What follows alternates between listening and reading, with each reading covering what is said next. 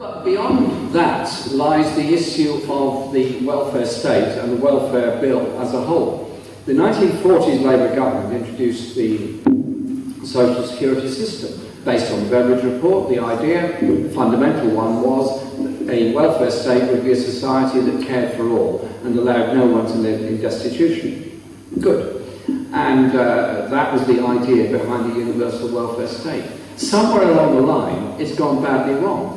When the government last week, or 10 days ago now, was forced to admit the number of people who've been sanctioned by the DWP and told that they're fit for work when they're not, they can't find a job, they lose their benefits, they go through a tortuous appeal system. Many, sadly, have died in that process or taken their own lives through suicide.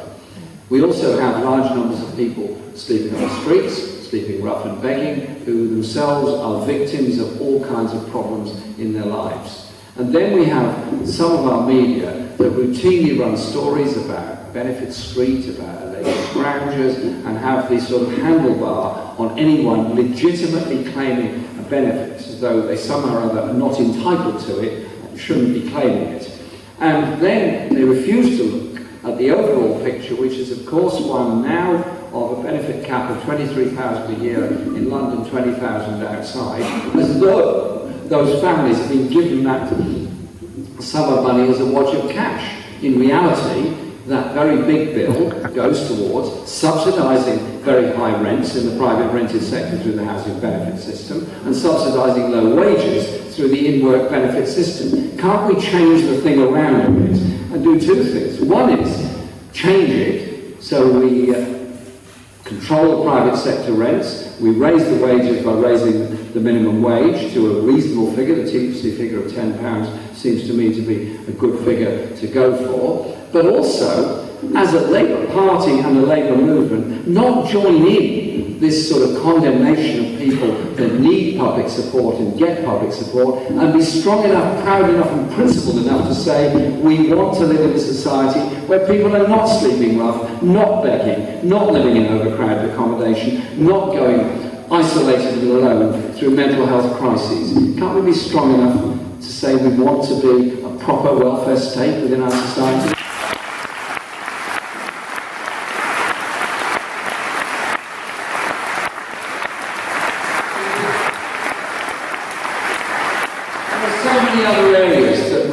We can and must talk about. I won't go on for too long, but a couple of other points I want to make is about attitudes on education, for example.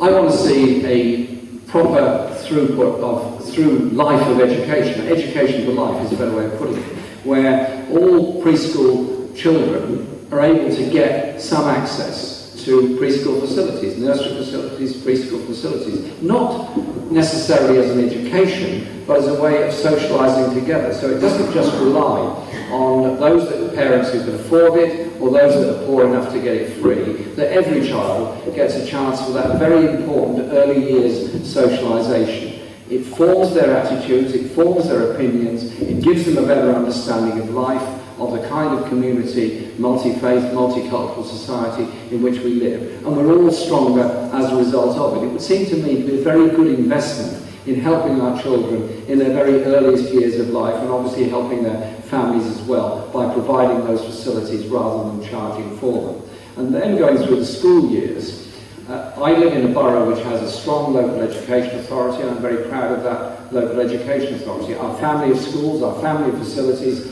our family of shared endeavour and opportunity. But it's been broken up. It's been broken up by academies, by free schools, and by the way in which the government thinks that it can administer every free school and academy and monitor it from a department somewhere in Whitehall. I know Michael Grove was the most iconic, brilliant, supreme human being the world has ever seen during his period as Education Secretary, but I think even he would struggle to know what is going on in 20,000 secondary schools all at the same time. It is ludicrous. We need to bring back the principle of a strong, inclusive local education authority and bring the free schools and academies back within the local authority.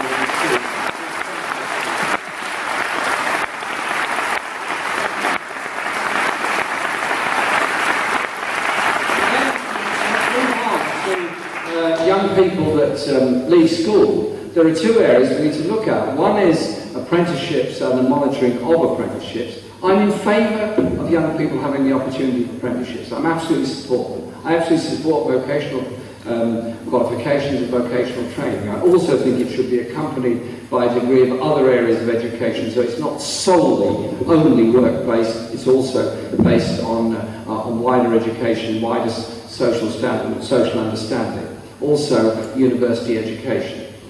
But I think we need to do much better monitoring of apprenticeships. We need to make sure that they're not a source of cheap or underpaid labour for some employers. We need good quality apprenticeships and good quality qualifications at the end of it. And I'm concerned about the very rapid growth of new apprenticeships, which seem to me often to be very ineffectively or very inefficiently monitored. They're an important thing to do, but they've got to be properly done in order that we do end up with good qualifications for young people when they come out of that scheme, and they're not used as cheap labour. And while we're on the end the youth rate on the national minimum wage, so that all people on the minimum wage are getting at least the same rate. Young people, in my experience, eat as much as older people.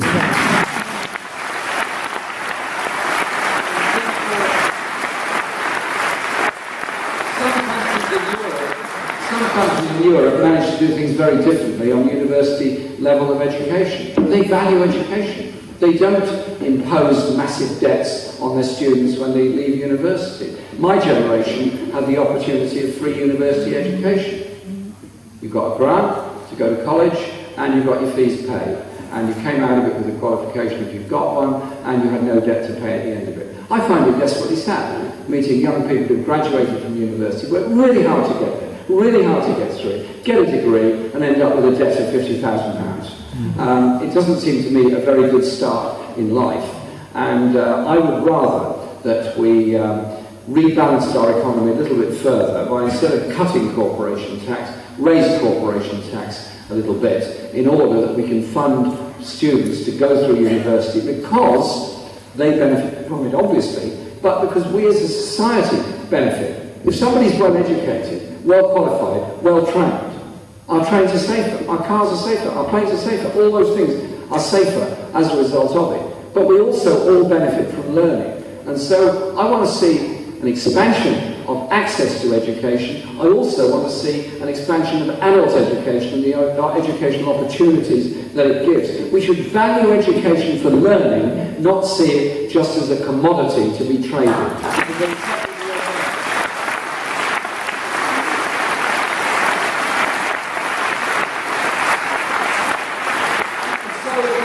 The Labour Party is faced with a very important crossroads.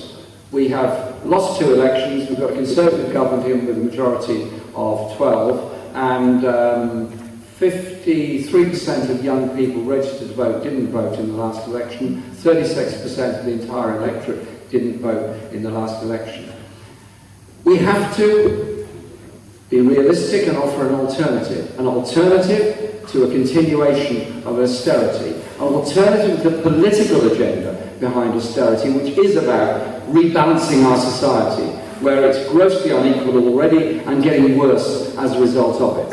We have to have a party that is going to oppose the welfare reform bill absolutely, for the attack it is on the poorest and most vulnerable in our society, for the budget, which is about giving tax breaks to the very rich rather than investment in industry that is so desperately needed, rather than properly funding public services, particularly local governments.